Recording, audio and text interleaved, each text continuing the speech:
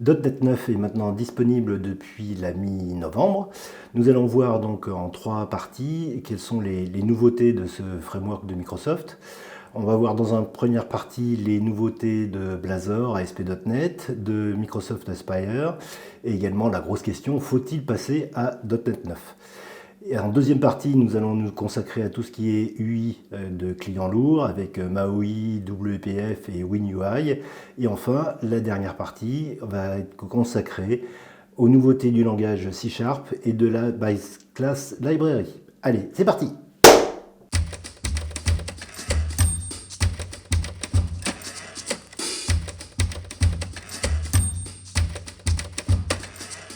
Bien, bonjour et bienvenue pour ce 58e épisode de DevDev.net. Alors, au mois de novembre, on a eu la nouvelle version de .NET, la .NET 11, qui est parue. Et donc, on va faire un petit bilan Non, 9. de 9. Oui, qu'est-ce que j'ai dit? J'ai dit 11. 11.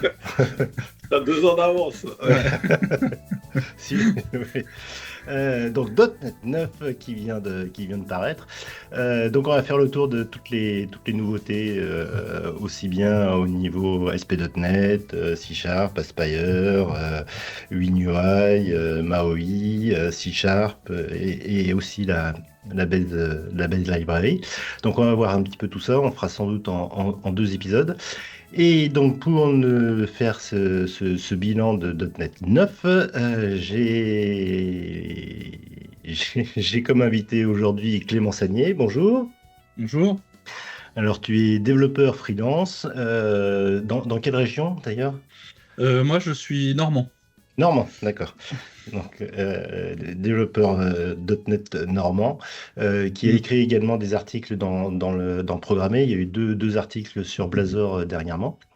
Donc, t'es à point pour nous présenter tout ça. On a également Jérémy Janson, bonjour. Bonjour. Microsoft MVP, donc depuis je ne sais plus combien de temps, j'ai perdu mes notes, c'est pour ça que je dis depuis 2010. Oui. Et enfin, Laurent Campé, qui est encore plus vieux, lui. Bonjour.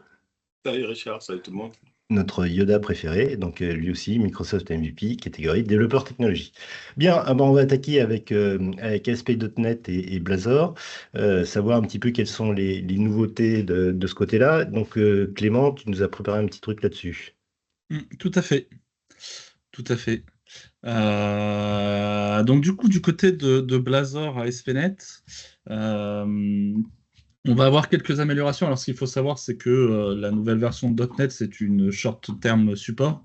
Donc, du coup, c'est là où on a plutôt du peaufinement que vraiment des grandes améliorations. Mais dans cette version, on a quand même quelques belles améliorations. La première amélioration, elle arrive notamment en .NET 8, où tout a été revu, notamment sur tout ce qui va être rendering, où on va pouvoir mélanger du Blazor Server et du Blazor WebAssembly. Et aussi, en .NET 8, on va pouvoir faire du static server. Tout ça a été un peu mélangé. Et dans cette version de .NET 9, on va avoir des nouvelles API qui vont nous permettre de savoir un peu dans quel contexte le composant ou la page est en train de s'exécuter. Et on va pouvoir savoir si on est dans un contexte statique, serveur ou WebAssembly. Et on va pouvoir aussi savoir, puisqu'il y a vraiment deux modes, on a vraiment un mode interactif qui comprend Blazor Server et WebAssembly, et un mode non interactif qui est plutôt du statique, qui lui va vraiment faire que du HTML. Et donc dans ces modes-là, on va pouvoir moduler, et on a une nouvelle classe qui s'appelle RenderInfo qu'on va pouvoir checker dans son code pour savoir dans quelle application, enfin dans quel rendering contexte on est, et si on est interactif ou pas. Et ça va être notamment important, puisqu'en .NET 8, ils ont apporté un mode qui est somme toute assez fantastique, c'est le render mode qui est auto, qui va permettre de mixer un peu entre du statique, du serveur et de l'interactive WebAssembly. Et du coup, dans ces cas-là, on va pouvoir savoir quand la page va s'ouvrir, dans quel mode on est, est-ce qu'on est en statique. Donc, c'est-à-dire que la page va s'ouvrir très rapidement en statique, puis on va passer en mode serveur la première fois. Donc ça, donc on va pouvoir savoir dans quel mode on est. Et la deuxième fois qu'on va retourner sur le composant, et ben dans ces cas-là, on va aller directement en mode WebAssembly, puisqu'on a téléchargé entre-temps comment dire, le composant directement sur le client.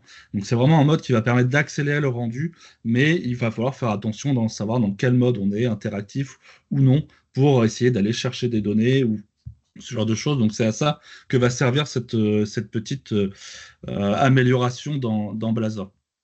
Autre amélioration, quelque chose qui, quand on fait du Blazor serveur depuis longtemps, on a souvent des déconnexions et on a quelque chose qui n'est pas toujours beau à l'écran. C'est vraiment, il faut appuyer sur F5 si on veut se reconnecter. C'est pas automatique. Et ben maintenant, on va être .NET 9. C'est vraiment la grosse amélioration, on va dire. C'est qu'on a quelque chose qui est totalement intégré dans Blazor et on va avoir une reconnexion soit immédiate si on peut, soit vraiment un système un peu de back-off où on va calculer toutes les secondes et puis après toutes les 2 secondes, toutes les 5 secondes. Et ce qui va permettre au final d'avoir une expérience beaucoup plus sympathique en cas de coupure avec Blazor Server et surtout quelque chose d'automatique. C'est-à-dire que dès qu'il va retrouver la connexion, hop, il va se remettre à jour et on va pouvoir repartir sur l'application. Alors qu'avant, des fois, il fallait appuyer sur refresh ou ce genre de choses. C'était pas toujours évident. C'est vrai que on pouvait le customiser, mais c'était pas encore extraordinaire. Et là, c'est vrai qu'on a quand même quelque chose de beaucoup plus professionnel, on va dire, dans certaines applications. Ouais, parce que c'est vrai que Madame Michu, pour lui expliquer qu'il faut appuyer sur F5 pour rafraîchir la page, elle a du mal, Voilà, Madame Michu. Hein. c'était un peu compliqué dans des applications de gestion, ce genre de choses, alors que là, on va pouvoir customiser un peu comment dire, le rendu aussi, hein, HTML qui est fait. Donc comme ça va faire quelque chose de beaucoup plus abouti et plus facile pour les utilisateurs. Une petite question là, justement en parlant de Blazor. Est-ce que, là je pose la question à tout le monde, est-ce que vous connaissez un site grand public, je veux dire avec beaucoup de trafic qui utilise Blazor? Pas Non, du tout. pas du tout. Non, mais je crois que ça a été il y en a quelques-uns qui ont été présentés lors de la .NET Conf. C'est une colle que je pose. Ouais, c'est un peu une colle. Je pense que alors, je sais pas si c'est vraiment fait pour du grand public. Je pense que c'est beaucoup d'applications internes de gestion où là, on va vraiment pouvoir bénéficier de toute la puissance du .NET et de C#. Alors que pour vraiment du grand public, je pense que ça peut exister, mais je sais pas si. J'ai toujours pensé que c'était plus approprié pour les applicatifs d'entreprise en interne, effectivement, plutôt que pour du grand public, quoi. Oui, donc ça marche très bien d'ailleurs.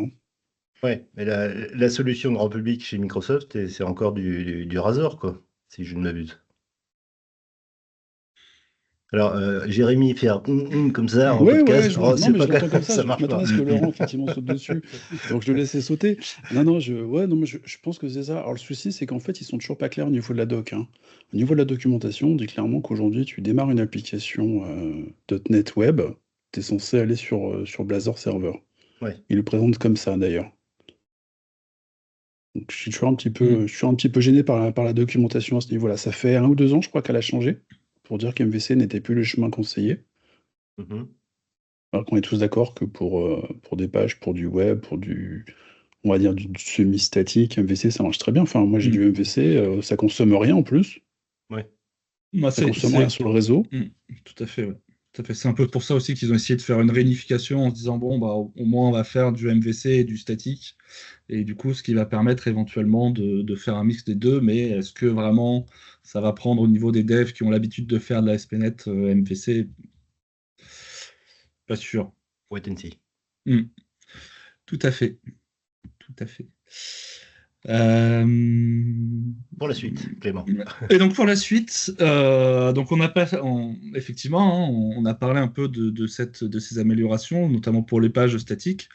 Et donc une autre amélioration qu'ils ont apportée dans Blazor en .NET 9, c'est faciliter en fait l'ajout de pages statiques dans Blazor quand on utilise la partie interactive globale. C'est-à-dire que quand on configure son projet en Blazor, on a deux modes interactifs. Soit on le fait global pour l'application, en disant bah, tout va être en Blazor Server, tout va être en Blazor WebAssembly, ou alors en .NET 8, on pouvait aussi choisir par composant. Chaque composant a le droit d'avoir son propre rendu. On peut faire un composant en Blazor Server et puis un autre en WebAssembly, suivant ce qu'on a besoin de faire. S'il y a besoin d'avoir quelque chose beaucoup plus proche du client avec une bonne expérience, ben, on va choisir le WebAssembly et puis sinon le serveur. Mais souvent, dans la plupart des cas, on faisait du global, on choisissait le serveur et ça fonctionne très bien. Et bien, en fait, aujourd'hui, on va pouvoir ajouter un nouveau attribut qui s'appelle xCloud from Interactive Routing, qui va permettre de sortir de l'interactivité de Blazor Server et d'avoir vraiment une page purement HTML qui va s'appliquer si on a besoin de faire de la documentation, par exemple, pour une application. On n'a pas forcément envie de passer par le routing de Blazor. On veut vraiment quelque chose d'HTML très simple. Du coup, on va pouvoir exclure ça du routing. Alors, il faut juste faire attention, c'est que, étant donné qu'on fait ça, on sort du routing interactif. Donc, du coup, il y a une sorte de rafraîchissement de la page qu'on n'a pas quand on reste en Blazor. Hein. L'objectif, c'est de ne pas avoir cet effet rafraîchissement. Mais là, vu on sort un peu de l'interactivité de Blazor, bah, du coup, on a ce rafraîchissement. Mais dans des cas très précis, comme de la doc ou d'autres choses, on peut ajouter, on peut exclure, et ça, forcément, ça va beaucoup plus vite. On passe du HTML pur et simple. D'accord. Donc voilà pour le statique, et on a autre chose sur le statique aussi, c'est la mise en place de nouveaux algorithmes de compression de tout ce qui va être fichier statique, les images ou ce genre de choses. On va avoir une amélioration, un changement d'algorithme qui va permettre, donc d'après les chiffres, je crois, de gagner 60% de bande passante au niveau compression, et du coup qui va permettre d'accélérer un peu l'accès aux fichiers statiques comme les fichiers CSS, les fichiers, les images ou ce genre de choses. Et du coup ça va accélérer un peu aussi cette problématique que certains pouvaient avoir avec des fichiers un peu trop lourds ou ce genre de choses. Et ça c'est très important parce que on va aussi pouvoir l'une des problématiques aussi qu'on avait dans Blazor, c'est à chaque fois qu'on changeait, par exemple, quelque chose dans un fichier CSS, notamment en WebAssembly, on avait des fois du mal à recharger la version pour qu'il puisse prendre la dernière version du fichier CSS. C'était pas toujours, il y a toujours avec le cache serveur, il y avait toujours des problématiques. Et donc du coup, là, ils se sont appuyés donc sur sur du map static assets, qui va permettre de gérer finalement, construire les noms de fichiers avec le hash de ce qui contient de ce que le fichier contient, ce qui permet au final d'avoir des versions totalement uniques. Vous changez une ligne de code, bah, du coup ça va changer le hash, donc du coup quand vous allez recharger l'application, bah, il va forcément se dire il va falloir que je recharge. Du coup, j'ai pu rester avec dans le cache, parce que sinon, il fallait faire V1, V2, ou il y avait des systèmes qui existaient. Ouais. Voilà, des petites astuces qui existaient pour recharger. Et ben là, au moins, c'est automatique. Et c'est vrai que ça va permettre de faciliter un peu la vie. Jérémy, tu voulais dire quelque chose? J'ai une petite question, parce que moi, quand j'avais lu le doc, c'est bien ce qui me semblait. Donc j'avais bien saisi sa deuxième partie, ce qui me laissait comprendre que la première, liée aux optimisations par rapport au delivery, tout ce qui est CSS, concernait essentiellement tout ce qui était fichier qui était loadé par Blazor. C'est-à-dire que les gens qui font un petit peu un mix, c'est-à-dire qui gèrent leur petit framework web, qui intègrent leur CSS, leur script et autres, en plus de Blazor, ne sont pas impactés par ces nouveautés. Moi, c'est la compréhension que j'en ai eue. Oui, tout à fait. Tout à fait. Il faut vraiment être dans Blazor. Et notamment, il y avait une directive qui était Use Static Files, qu'il faut remplacer par Map Static Asset pour justement bénéficier de ces améliorations. Mais effectivement, il faut rester dans Blazor, et du coup, c'est vraiment une optimisation sur Blazor et la manière dont fonctionne Blazor. Et je crois que ça doit être 60% de gain de perf sur des fichiers, donc c'est pas négligeable quand on veut loader des grosses applications. D'accord. Une question là, qui est à part. Côté WebAssembly, là, le runtime, il a diminué en taille. Moi, quand quand je me suis intéressé à Blazor vraiment au tout début, là, on avait on avait plusieurs mégas à télécharger à chaque fois. Maintenant, il y a eu des optimisations par l'équipe Mono qui a été faite ou Alors, je ne sais pas sur la version .NET 9. Je si on sais est, que ouais. les améliorations, elles ont été faites depuis .NET 6 régulièrement. Mais je ne crois pas qu'en .NET 9, il y a eu Des des modifications. améliorations, ouais, Ah, des d'accord. modifications sur le runtime. Je pense que... Mais ça vaudra le coup de creuser, effectivement. D'accord. Moi, je ne sais pas si Laurent ou Jérémy, vous avez entendu parler lors de les .NET Conf, mais je crois que d'habitude, ils le mettent en avant, mais voilà. Ouais, mais ça me fait penser à la petite histoire c'était Silverline, je crois à l'époque, il fallait à tout prix que ça tienne sur une disquette. C'était la petite blague à l'époque, je Mm, crois, hein. Ouais. mm. Mhm. Bah, du coup, si ça tient Quelle, sur la quelle disquette disquette? maintenant. Quelle disquette? Ouais, ouais, Les c'était trois c'était le pouces et bug demi de ou les l'époque. 5? 1, 2, 1, 4. Sinon, moi j'avais une autre question. Au début, il parle aussi de faire un static site generator. Est-ce que quelqu'un a entendu quelque chose là-dessus? Parce que ça fait un moment qu'il y a J'en des ai parlé nouvelles pour .NET versions et 8. puis on n'en entend plus parler. Ouais, ouais, mais pour .NET 8, on en avait parlé, effectivement, on n'a pas vu la suite. Moi, c'est Bah, l'histoire, j'en ai entendu comme mm, toi. mm. Je crois que c'est resté dans les cartons pour l'instant, donc Ok. peut-être pas assez mature pour une version 9 à avoir en .NET 10 s'il y a des améliorations dans ce sens-là. Il y a un Laurent qui voudrait changer son blog. Ouais. Exactement. Je suis en train. Il est très statique file en ce moment, Mm. Laurent. Mm. Non, mais c'est vrai que ça pourrait encore améliorer bien plus les performances, notamment de tout ce qui est, de tout ce qui est statique, hein, ça c'est sûr. Mhm. Autre amélioration sur l'authentification. Alors, ce qui a été fait dans .NET 9, ça va être surtout la facilité d'ajout d'authentification. Ça, c'est ce qui a été annoncé, notamment dans tout ce qui va être web app existence, pour éviter d'écrire ou de réécrire du code. Et la manière dont il y a une interop entre côté serveur et WebAssembly, puisque maintenant on a un mix entre les deux sur Blazor. Bah, du coup, forcément, il faut que l'authentification suive.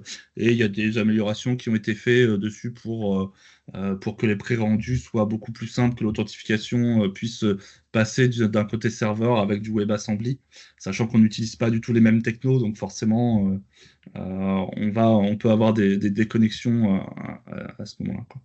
Donc ça a été quelque chose qui a été ajouté. Euh, et autre ajout aussi dans .NET 9, alors ça peut paraître un peu, comment dire, anodin, mais du coup maintenant quand on fait du code behind, on peut avoir un constructeur. Ce qu'on n'avait pas jusqu'à présent, il fallait faire du inject ou utiliser l'attribut. Maintenant on peut directement faire un constructeur en code behind et faire son injection de dépendance dedans. D'accord. J'avoue que Jérémy, oui. Oui. Ouais, c'était sur l'authentification, parce que le constructeur, je suis pas sûr que maintenant que les gens ont pris l'habitude de faire des composants, ils vont l'utiliser. Je pense C'est que c'est un ça. peu le problème, hein, on en est tous là, C'est on a ça. pris une habitude, donc ça va être compliqué. Non, non, moi j'étais plus sur l'authentification, il y a un petit passage aussi qu'ils ont ajouté. Pour moi, en fait, c'est la seule chose qui a fait tilt quand j'ai vu Blazor et ASP.NET, c'est OpenID Connect Push. Ce petit mot qui n'est pas grand-chose, quand même très compliqué, signifie qu'on va avoir un OpenID Connect maintenant, on va pouvoir renforcer la sécurité, où le fournisseur d'identité, en fait, quand nous on fait l'échange, hein, pour faire simple, tout se faisait jusqu'ici entre le fournisseur d'identité, le navigateur, et renvoyer de l'information vers notre application. Là, en fait, le fournisseur d'identité, quand une personne va s'authentifier, le fournisseur va aussi envoyer une information à notre application. Donc ça, en Mhm. termes de sécurité, Mm. ça va pouvoir être sympa, on va pouvoir imaginer des scénarios plus intéressants. Et c'est une chose que j'avais pas du tout vu passer dans l'année, je l'ai découvert dans la liste des nouveautés, et je trouve ça super Ouais, sympa. tout à fait. Mm. Tout à fait. Euh, Ok. What else? Comme dirait et Georges. puis, alors, concernant Blazor, on a aussi une avancée sur tout ce qui va être compression WebSocket, notamment pour Blazor Server, qui va permettre de télécharger plus facilement et plus rapidement les composants Blazor Server. Et donc ça, il y a une amélioration qui a été faite là-dessus. Et enfin, voilà, il y a eu une modification du projet Blazor Hybrid pour faire du Blazor dans Maui. Je n'ai pas vraiment regardé cette partie-là parce que j'avoue que Maui, c'est pas forcément La tasse de thé. ma tasse de thé, mes connaissances en tout cas. Mais en tout cas, il y a eu des démos là-dessus, quoi. Ouais, il y a même un petit bug dans la plateforme apparemment actuellement. C'est le seul que j'ai vu dans la doc. Ils indiquent clairement qu'en fait, il y a, avec les modes de rendu, donc page et composants, il y a un bug. Donc il faut changer le mode de rendu pour que ça fonctionne avec Maui. Ah oui. Ah. Donc j'ai pas compris la subtilité, mais quand j'ai lu la doc, j'étais un petit peu choqué. Je me suis dit, tiens, Ok. on livre et il y a un bug. Bizarre. Bah oui, de toute façon, Ça, c'est du logiciel. Hein. fallait livrer le 12 novembre. Donc, Ouais, c'est pas leur habitude, hein. Non, c'est vrai. Moi, je me suis trop dire sur l'injection dans le constructeur. C'est un des premiers trucs qui m'avait marqué, enfin, où j'étais perdu quand j'ai joué un peu avec Blazor. Je me disais, mince, pourquoi j'ai pas cette possibilité-là? Donc, il a fallu que j'aille voir la doc pour trouver qu'il fallait avoir cet attribut sur la partie Ouais, HTML. Enfin, donc, c'est marrant qu'ils aient mis tant de temps à rajouter ce truc-là, quoi, parce que c'est quand même la base, quoi. Bah, je vais supposer que ils avaient d'autres choses à faire et que Oui. du coup, bon, à un Ouais, moment donné, ils se sont dit, bon, on va peut-être le mettre, mais comme disait Jérémy, bah, finalement, moi, j'ai toujours eu l'habitude de mettre soit l'attribut, enfin, l'attribut dans le code HTML ou code behind. Donc, du coup, est-ce que vraiment ça va changer quelque chose? Je sais pas. Pour l'instant, je ne l'ai pas vraiment utilisé, mais peut-être qu'à un moment donné, je me dirais, bah, voilà, dans ce cas-là, ça peut avoir du sens. Mais, On Ok. avait les mêmes choses à une époque avec Unity, hein. Bien. T'avais autre chose à rajouter? Oui, tout à fait. Il y a d'autres améliorations. Hein. Alors là, c'était vraiment côté Blazor. Par contre, côté ASP.NET, Oui. on va avoir un changement, notamment sur OpenAPI, du coup, qui rentre dans les packages de .NET 9 et Swagger qui sort. Du coup, il y a eu un remplacement. Donc, Ça, voilà, c'est bien, faire ça. attention. On avait l'habitude d'avoir le Swagger UI quand on lançait nos API. Bah, maintenant, il faudra le rajouter à la main et c'est resté sur. On a une application qui n'utilise plus Swagger, qui va permettre voilà, d'utiliser les dernières versions d'OpenUI, notamment, je crois, aussi pour la partie Minimal API, je crois que c'était un peu mieux intégré. Et ça peut être aussi compatible AOT aussi. Je crois que c'est aussi pour ces changements-là. Les autres changements, Signalaire aussi, qui supporte maintenant l'AOT native, donc qui va permettre d'améliorer vraiment le runtime. Et ils ont ajouté aussi une partie OpenTelemetry sur Signalaire pour permettre notamment avec Aspire d'avoir beaucoup plus de traces quand on fait du Signalaire. Et puis dans le reste, ça va être des améliorations dans Visual Studio et notamment le debugger avec Blazor WebAssembly. Ils ont fait des améliorations là-dessus, ce qui va permettre de débugger plus facilement du WebAssembly, là où c'était pas toujours évident des fois en fonction du code, où on pouvait ne pas détecter les points d'arrêt. Ok. Donc voilà ce que je peux en dire sur les belles améliorations tout de même. C'est déjà pas mal. Et c'est vrai que sur ce podcast, on a parlé assez rarement de Blazor et d'ASP.NET. Donc là, ça fait du bien d'avoir une vue de cet outil. Il faut que je vienne plus souvent, du coup. Voilà, absolument. Oui. Bien, merci Clément. Et on va passer donc à notre Yoda préféré, donc Laurent, qui lui va nous parler du produit qui a un peu le vent en poupe en ce moment chez Microsoft et qui le pousse vraiment à toutes les conférences. C'est Microsoft Aspire. Aspire.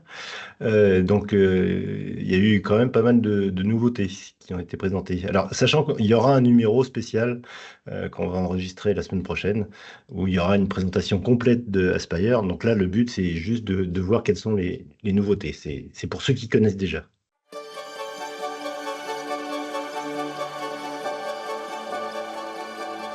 devdevdev.net.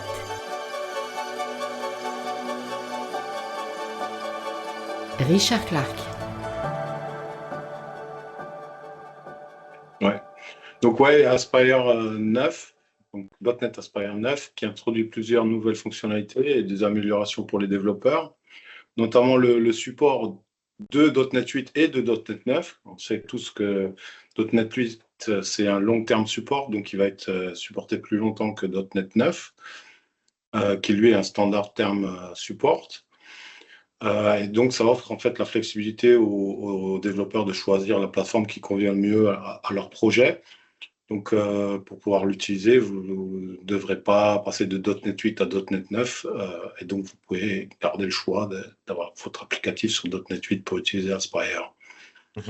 Il y a eu pas mal de simplifications dans tout ce qui est la configuration du développement.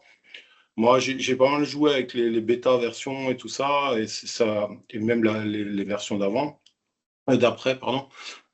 Et ça venait toujours avec ce qu'ils appellent un workload, et ça a toujours été un bazar à mettre à jour, à désinstaller et à enlever des choses qui traînaient sur ma machine avec cette histoire de workload. Et donc là, maintenant, la configuration de l'environnement de développement a été vachement simplifiée.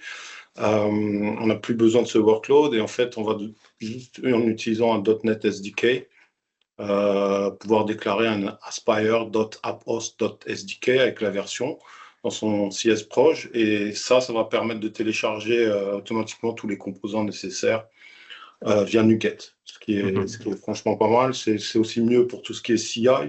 Ça permet de justement utiliser NuGet pour mettre à jour ça. On n'a plus besoin de ce workload.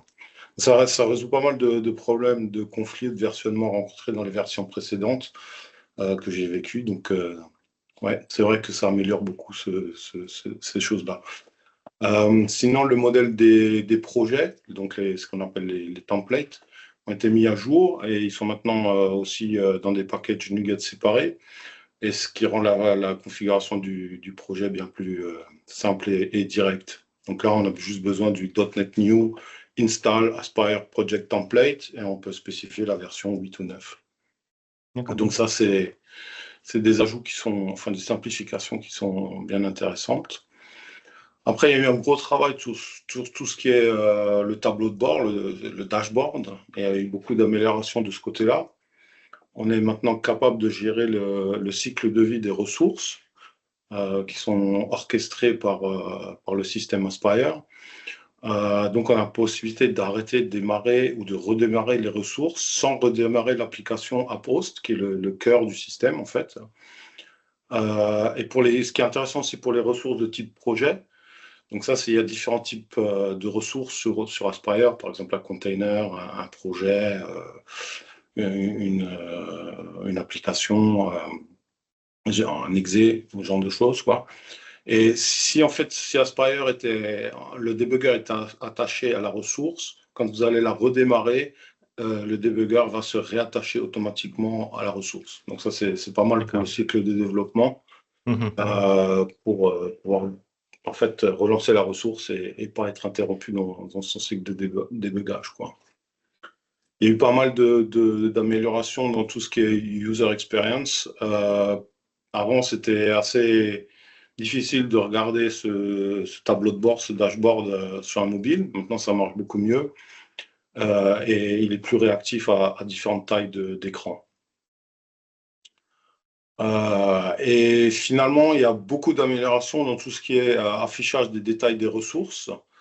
Par exemple, on va pouvoir marquer certaines propriétés de nos ressources comme sensibles, et elles seront masquées automatiquement. On pense bien entendu à des connexions, des usernames, des passwords, ce genre de choses. Tout ce qui est container, maintenant, les volumes des containers sont répertoriés dans les détails de la ressource. Donc, on va pouvoir voir si on a attaché un volume ou ce genre de choses. Il y a un ajout de la prise en charge des vérifications de l'état d'une partie de l'application. Donc, en anglais, ils appellent ça health check. Donc, il y a des possibilités dans ASP.NET, par exemple, de créer un health check pour l'applicatif et d'aller faire une requête sur sous ce endpoint et de vérifier que l'applicatif marche. Donc ça, c'est intégré maintenant. Ouais, moi, j'ai un slash ping. Par exemple. Ouais. Qui va faire une query sur la base de données et comme ça, tu fais monter tes stats, c'est ça? Voilà, oui. Ils ont rajouté aussi tout ce qui est les journaux de console. Le log, maintenant, est coloré et marche correctement. Donc, on peut avoir des couleurs là-dedans. C'est bien sympa. Tout ce qui est filtrage aussi de la télémétrie est amélioré avec une espèce de semi-automatique autocomplétion des valeurs existantes. Donc ça permet d'aller filtrer, parce que c'est vrai que si on a quelques services, etc., les logs, ça peut aller vite avec la télémétrie. Oui. Et donc pouvoir filtrer tout ça, c'est bien intéressant. Et aussi une nouvelle possibilité qui est la possibilité de combiner les données de télémétrie de plusieurs ressources. Dans Aspire, en fait, on peut définir une ressource et lui donner un nombre de réplicas. Par exemple, on veut configurer du load balancing sur certaines ressources. Et ben là, on va pouvoir regrouper en fait les logs de ces ressources ou les données de la télémétrie pour un groupe de ressources, donc un ensemble de réplicas, quoi. Mm-hmm. Et une des nouveautés aussi dans ce domaine-là du dashboard, c'est la prise en charge de la télémétrie dans le navigateur. Donc avant, on avait OpenTelemetry, on pouvait voir ce qui se passait dans ASP.NET Core, dans OpenAI, dans Redis, dans ce genre de choses. Et là, il y a un ajout de la partie, si on rajoute effectivement du JavaScript côté browser, on va pouvoir voir la télémétrie aussi côté browser. Dans le dashboard d'ASP.NET, .NET Aspire. Mm-hmm. Donc ça, c'était pour le dashboard. Sinon, ils ont amélioré aussi ce qui est le app host, qui est le cœur du système, en fait, où on va définir notre application avec nos différentes ressources et qui va permettre de démarrer tout ce truc-là, toute notre application, qui va nous permettre aussi de générer un fichier pour, en fait, créer des scripts de déploiement ou ce genre de choses. Donc, app host, c'est quand même le cœur du système. Donc, ce qu'ils ont rajouté, c'est la possibilité d'attendre qu'une ressource soit démarrée pour démarrer une autre ressource. Ça, ce n'était pas possible avant. C'est bien plâtré, par exemple, quand on a des ressources qui sont longues à démarrer, par exemple RabbitMQ et une ressource qui prend du temps. Donc, on ne veut pas démarrer son service qui dépend de RabbitMQ avant que RabbitMQ soit démarré. Donc, ça, c'est une nouvelle possibilité. Ça utilise les health checks dont on a parlé avant. Ou quand il n'y a pas de health check sur un service, ça va attendre que le service est marqué comme état en exécution. Une autre chose qui est intéressante pour les services comme RabbitMQ qui prennent du temps, c'est ce qui est les containers persistants. Donc ça, c'est les containers Docker, par exemple. Au lieu de devoir redémarrer à chaque fois un container RabbitMQ, on peut le marquer comme persistant. Et donc, quand on va démarrer notre app host, il va détecter ce container est déjà en train de tourner. Donc, je ne vais pas essayer de le redémarrer. Donc, ça, c'est aussi intéressant quand on doit arrêter l'applicatif et développer dans un cycle court et pas devoir tout le temps redémarrer ces containers qui prennent du temps. Une autre nouveauté pour le app host et qu'on voit aussi dans le dashboard, c'est la possibilité de configurer des commandes. Donc là, on peut écrire ses propres commandes. C'est ce qu'ils ont utilisé pour faire le start, stop et restart des services. Mais par exemple, on pourrait très bien penser à une commande pour réinitialiser une base de données. Imagine qu'on développe, on teste l'applicatif, on va rentrer des données dans la base de données, à un moment on veut la réinitialiser, donc on peut écrire sa propre commande, faire ce genre de choses, et puis toutes les commandes qui nous paraissent nécessaires. Au niveau des conteneurs, il y a aussi un ajout, un changement au niveau de la configuration réseau. Dans tous les conteneurs font partie d'un réseau commun. qui s'appelle default--inspire-network. Et en fait, ça va permettre justement que les containers, s'ils ont besoin de communiquer entre eux, ils puissent le faire en direct sans passer par la poste, quoi. Et finalement, en fait, on a accès maintenant aussi à un modèle d'événement qui permet aux développeurs de s'intégrer au cycle de vie de l'application et des ressources. Donc, on va pouvoir savoir quand la ressource, elle démarre, attacher quelque chose, faire quelque chose quand la ressource, elle démarre ou elle s'arrête, ce genre de choses. Donc, il y a tout ce modèle d'événement. Et finalement, il y a plein de nouveautés dans tout ce qui est intégration. Une des nouveautés, c'est le support de Redis Insight, qui est une espèce d'application web qui permet de manager et de voir des données dans Redis, qui est assez sympa. Il y a une nouvelle intégration d'OpenAI, il y en avait déjà une avant, mais maintenant la nouvelle utilise la librairie .NET officielle OpenAI, qui a été réalisée il y a 1 ou 2 mois, je ne sais plus maintenant. Ouais. J'ai joué avec là, cet après-midi, il y a la 2.0 bêta là, qui est en cours là. Okay. Sinon, il y a avant pour l'intégration MongoDB, on ne pouvait pas spécifier le nom d'utilisateur et le mot de passe, si je me rappelle bien, et c'était des choses un peu random. Maintenant, on peut le faire. Au niveau Azure aussi, il y a beaucoup de nouveautés. Il y a des nouvelles API pour Azure SQL, PostgreSQL et Redis Update. Et toutes ces intégrations-là, elles utilisent maintenant par défaut le Microsoft Entra ID, dont tu nous as parlé il y a quelques temps. Une des grosses nouveautés aussi côté Azure, c'est le support des Azure Functions, qui est encore en preview, mais qui a l'air de marcher relativement bien avec un émulateur en local. Donc, on n'a pas besoin d'avoir une ressource dans le cloud. Ça va fonctionner sur sa machine en ayant l'émulateur qui est sur sa machine. Tu vas me dire si je me trompe, mais je crois que ça ne fonctionne pas pour les durable functions. Alors ça, je ne saurais pas dire. Je crois qu'il y a une petite subtilité sur la... C'est possible, ouais.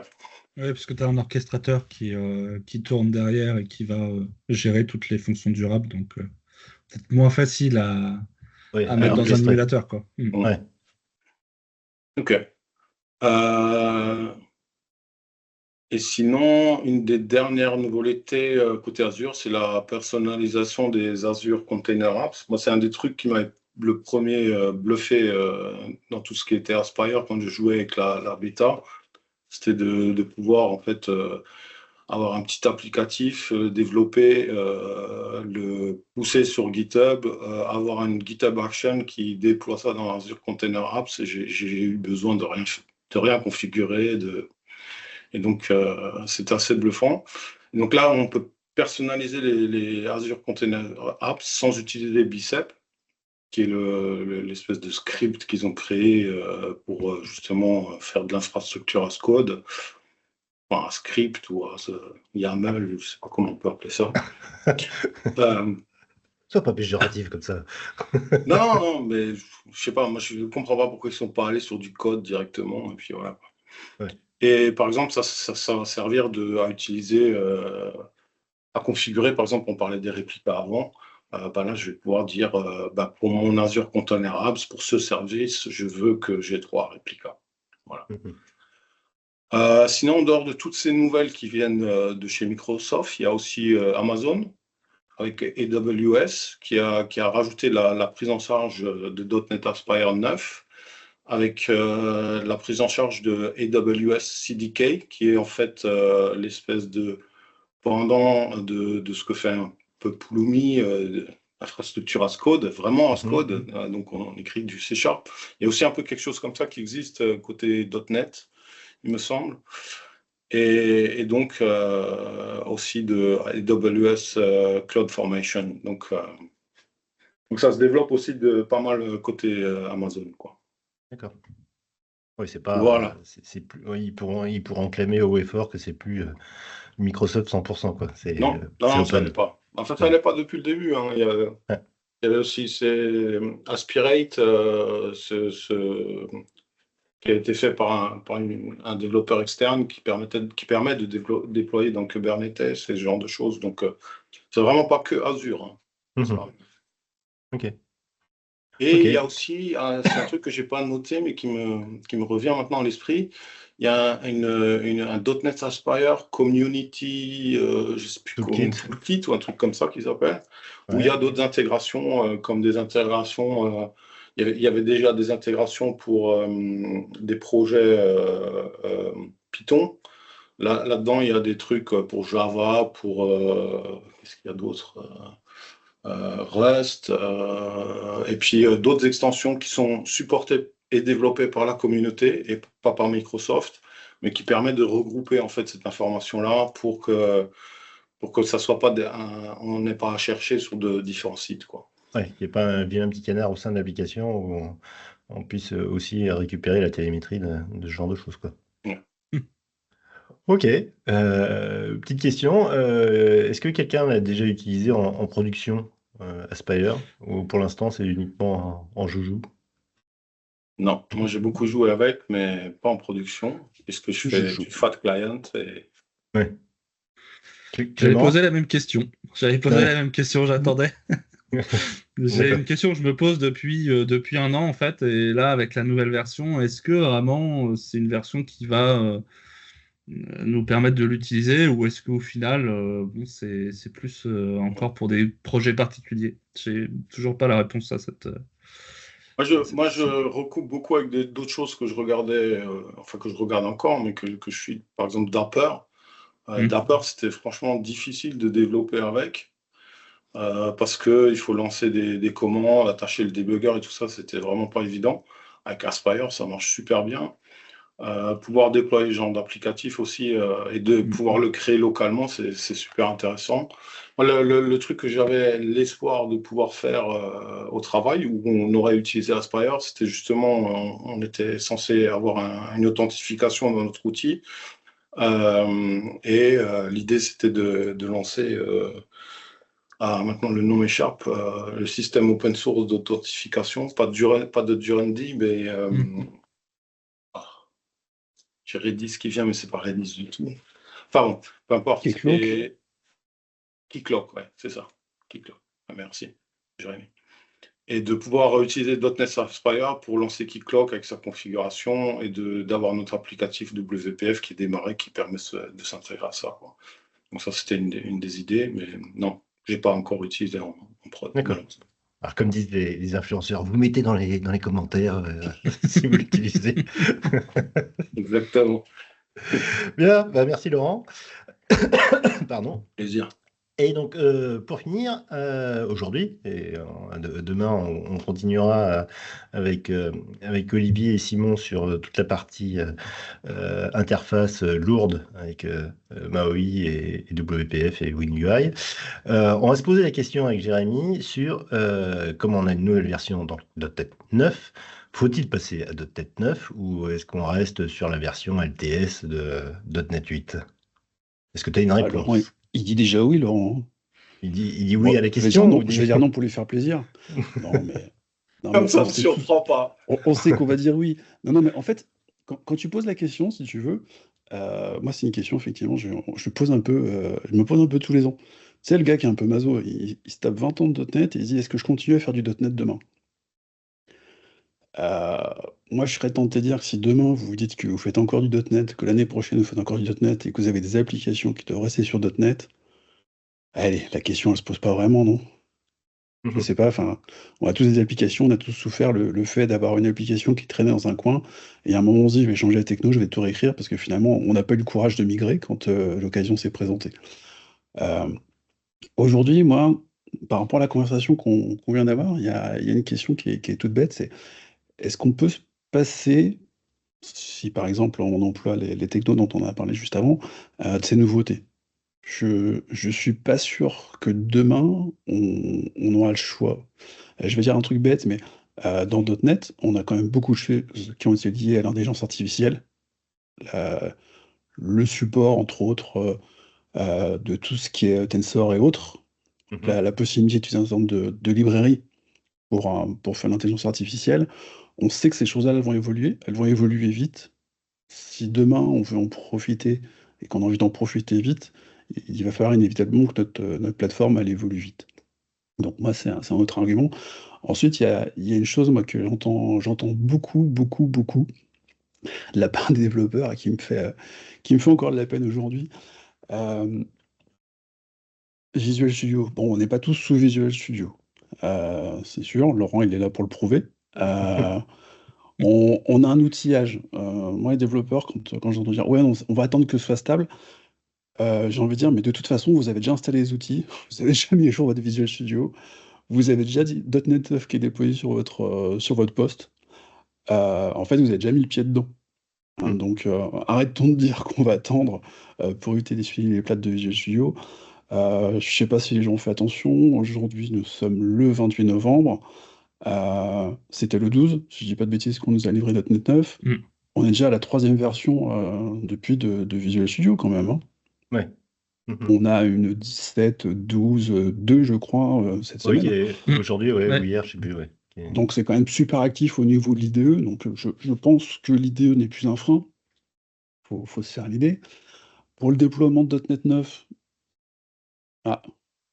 tu as Laurent. Laurent, tu voulais dire quelque chose? Il va nous dire qu'il y a un certain outil qui fait rien de faire du .NET 9, j'en suis sûr. Je déjà arrivé.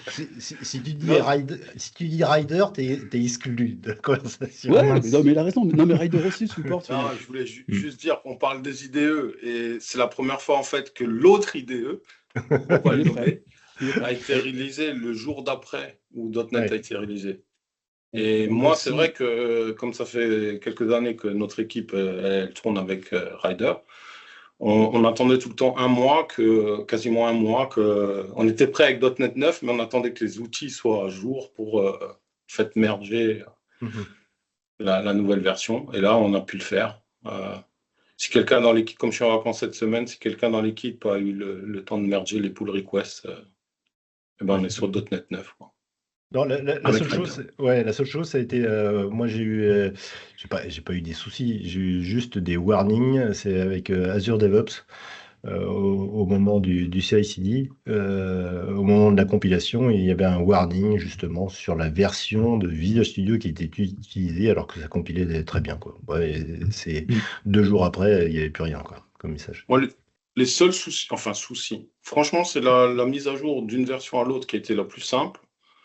La seule chose qui a été un peu plus difficile, on va dire, c'est que maintenant, en fait, avec les nuggets, ils vont chercher les problèmes de sécurité, non pas dans la dépendance qu'on a, mais aussi dans les dépendances des dépendances qu'on a. Et là, j'avais quelques dépendances qui n'étaient pas à jour sur certains composants qu'on utilisait. Donc, il fallait attendre que la dépendance que notre première dépendance soit mise à jour, ou alors utiliser des nouvelles versions des packages, quoi. Ce qu'on a dû faire pour certains packages. Moi, j'ai eu la même problématique que toi, mais en fait, sur des applicatifs .NET Framework. Bon, ça va choquer quand on parle de .NET 9, dire on a la problématique avec .NET Framework, mais le tooling, en fait, a appliqué la même règle pour les projets non SDK. Ce qui est très rigolo, c'est que les projets .NET Framework, qui sont des projets de format SDK, n'ont pas le problème. C'est aller chercher à comprendre la logique dans le truc, c'est pour essayer de s'assurer que les gens qui sont encore sur des vieux formats de projet, en termes de sécurité, ne soient pas trop mal. Moi, la seule chose que je regrette au niveau du tooling, qui est pas encore prêt, mais qui était déjà pas prêt pour .NET 8, c'est que ce que tu viens de dire, Laurent, en fait, ça pose un problème. C'est qu'on n'a pas cette notion d'audit qu'on a quand on fait du NPM, par exemple. On peut dire, je fais des montées de version à mes dépendances indirectes. C'est pas embarqué dans notre fichier qui définit nos dépendances. Par contre, sur le poste du développeur, il se retrouve dans une situation où il n'a que des librairies safe. Aujourd'hui, dans .NET, si on veut le faire, on est obligé de dire explicitement « je prends telle ou telle version de ma librairie » et il faut penser à mettre un petit commentaire à côté dans son fichier de projet pour dire « attention, demain, bien penser à retirer cette référence explicite à cette dépendance, elle est pas utile qu'on l'appelle explicitement ». C'est un truc qui a été demandé à plusieurs reprises à Microsoft. Je sais pas, pour l'instant, ils bougent pas beaucoup sur le sujet. Ça serait sympa qu'on puisse faire ce genre de choses. Et puis, c'est aussi demandé par les mainteneurs de package nuggets. Parce que des fois, ils sont obligés de pousser eux-mêmes des versions de leur package, juste pour s'assurer que leurs utilisateurs n'aient pas des dépendances indirectes qui soient faillibles. C'est un petit peu... Ouais, c'est un peu délicat, hein, parce que changer une version, tu sais pas en fait quel impact peut avoir ton third party quand toi tu mets à jour une de ces dépendances, quoi. Puisque toi, tu n'as pas ces tests unitaires ou ces choses-là, tu sais pas trop ce que ça peut faire, donc tu as intérêt à bien tester quand même ce genre de truc, quoi. Ouais. C'est pour ça que ça serait bien qu'on ait justement cette fonctionnalité pour au moins nous dire, je fais une montée temporairement, qu'on puisse le voir. Juste qu'on puisse le voir parce que je pense que ça aiderait justement à préparer l'avenir et à pas se faire avoir sur, sur des cas bêtes, hein. Moi, ce sujet, par exemple, de la migration vers .NET 9, c'est un sujet que j'ai rencontré avant sur des migrations un petit peu ratées, où, il y a un moment, on avait monté et enfin indiqué dans nos projets qu'on avait des dépendances. Après qu'on ait fait 2-3 migrations, les dépendances, elles étaient plus utiles. Elles étaient plus utiles parce Ouais. que c'était la dépendance d'un autre copain. C'était entre autres le cas quand on était sur .NET Framework sans les packages références.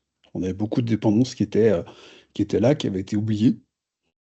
Je ne vais pas dire orphelines, mais presque. Presque, ouais. Ouais. Enfin bon, Mais bon, moi, ça, c'est vrai que quand on fait des montées de versions comme ça, ce que j'utilise, c'est je regarde toujours nos dépendances et déjà, on demande de ne pas en rajouter comme ça n'importe comment parce que c'est quand même pas rien de rajouter une dépendance. Et puis, effectivement, quand on peut en enlever, on regarde en fait si c'est encore utilisé quand on fait des montées de version comme ça, quoi. Ouais, bah alors, Laurent, il faut aussi que tu rappelles un peu ton contexte, parce que moi je le comprends, je vis un peu le même. Et on travaille sur du client d'applicatif Windows. Donc on n'est pas sur du web, les gens se posent pas les mêmes contraintes, et c'est vrai que. Enfin, moi je déploie encore du click once. Donc j'ai la contrainte du volume du click once. C'est quelque chose avec lequel il faut effectivement savoir jouer, et les dépendances, on surveille leur poids. Ça fait partie du jeu. On fait un petit peu le médecin, petite cure d'enrichissement, vous en êtes où? C'est Bah, bien, c'est pas bien? 189 mégas pour moi. Ouais, ça fait mal. Ouais, ça râle. Ouais, je suis à 80. Moi, Ouais, je dis plus rien, moi. Je dis plus rien. Je suis Donc, sans pour commentaire. revenir à la question d'origine, qui est de est-ce qu'on doit mettre à jour ou pas, moi je pense que, bien sûr, ça dépend du contexte, comme d'habitude.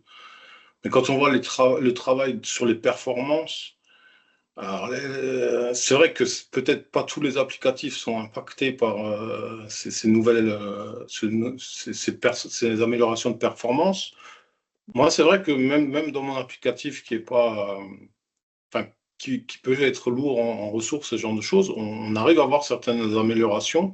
Donc, j'imagine aussi les gens qui ont des applicatifs web qui sont hostés, c'est une histoire de coût aussi derrière.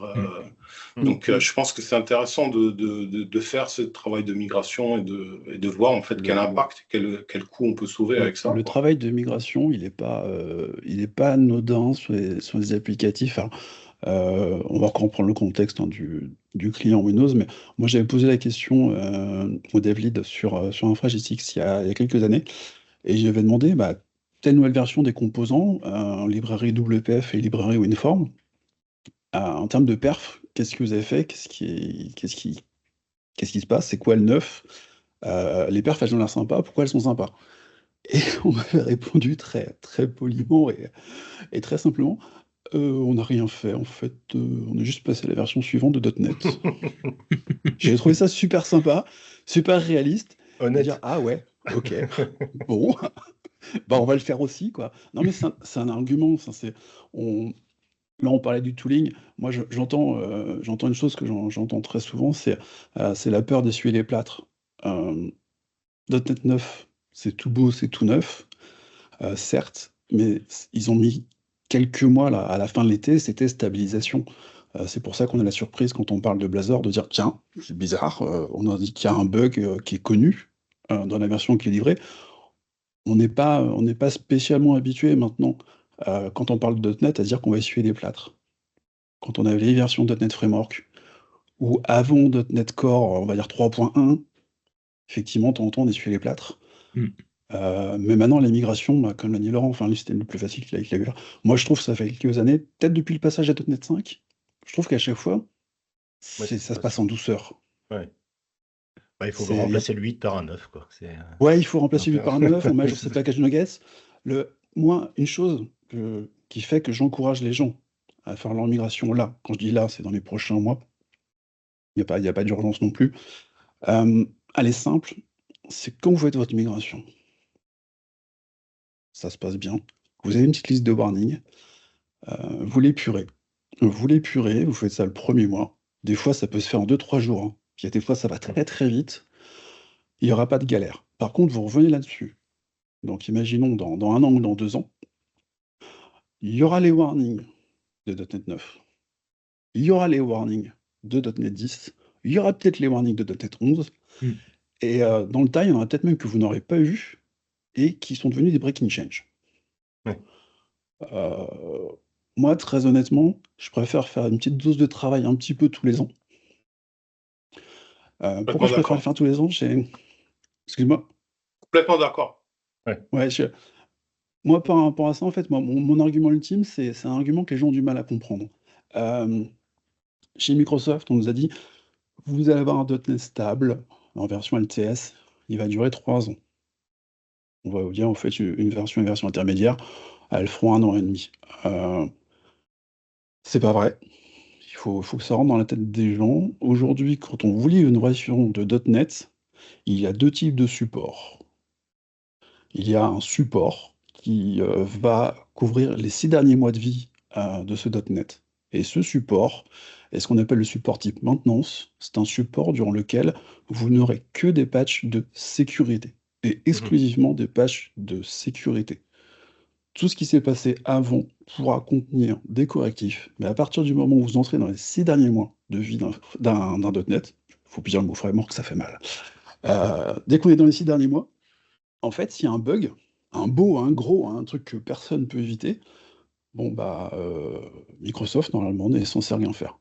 Bon, ils nous ont dit pareil pour Windows XP, ils ont fait plein de choses, on est d'accord. Mais là, on parle de .NET, donc c'est pas les mêmes équipes, c'est pas le même fonctionnement. Donc je pense qu'il faut être réaliste. Quand vous avez une version de .NET, il faut oublier les 6 derniers mois. Et si vous regardez, non, avec le côté un petit peu planning, d'ailleurs Microsoft met une très belle page pour expliquer un petit peu le planning des évolutions de .NET, vous vous rendrez compte que ces 6 derniers mois, ça fait qu'à chaque fois que vous arrivez au mois de mai, en fait, au mois de mai, il faut déjà s'être débarrassé des versions qui rentrent dans ce support de maintenance. Ça veut dire quoi? Ça veut dire qu'à chaque fois qu'il y a une nouvelle version de .NET, c'est le plus simple, hein. Donc ce que je conseille à faire, c'est même pas se poser la question si c'est une LTS ou pas. Alors, ça va faire moche pour les gens qui sont sur .NET 8 parce qu'ils vont dire il est fou, il faut à tout prix passer au .NET 9. Non, je dis pas ça. Je dis juste que si vous habituez tous les ans à faire ce petit travail sur les premiers mois de l'année, avant mai, vous poserez plus jamais de questions. Ça sera un cycle, ça sera devenu une habitude. Moi, je le fais depuis .NET 5. Et c'est vrai que il y a quelques mois, je me suis rendu compte que j'avais oublié un projet dans un coin. Qu'est-ce que j'ai souffert? Ouais. Qu'est-ce que j'ai souffert avec cette migration? J'y ai passé, mais beaucoup plus de temps que j'avais prévu. J'y ai passé 2-3 heures pour pas grand-chose, sachant que c'est une migration purement technique. C'était une petite application, c'était 3 fois rien, c'est un CV sur une application Android avec du Xamarin. Donc forcément, vous oubliez ça pendant 3-4 ans dans un coin, avec les évolutions qu'il y a eu sur Xamarin après pour passer à Maui. Je me suis arrêté à Xamarin, hein. On est d'accord, hein, c'est la migration Maui, c'est la prochaine étape, mais j'aurais dû la faire il y a 1 an, la migration Maui. C'est mon erreur. Donc je donne l'exemple aussi du gars qui a payé, hein. Donc j'ai payé cher, c'était un projet personnel, voilà, donc je le mets dans son coin, il va passer à Maui là cette année parce que j'ai plus le choix, faut arrêter les frais, ça va me coûter trop de temps, j'ai plus de temps en ce moment. Donc voilà, c'est typiquement si en tant que développeur, vous vous habituez durant les premiers mois de l'année à faire vos migrations, déjà vous allez monter en compétences très vite, hein. Les gens qui ont fait de la migration comprennent déjà beaucoup plus vite comment fonctionnent les choses, et évoluent beaucoup plus vite, ne se posent même plus de questions en fait finalement quand arrive le nouveau .NET, profite des nouveautés dont on a parlé tout à l'heure, et puis surtout, pour moi ce qui est super important, c'est que vous vivez la migration en même temps que le reste de la communauté. Et quand je dis ça, j'ai une chose qui est un peu obscure. C'est quand vous allez avoir un problème, vous pourrez poser des questions sur Internet, il y a des gens qui vont vous répondre, parce qu'ils sont dessus.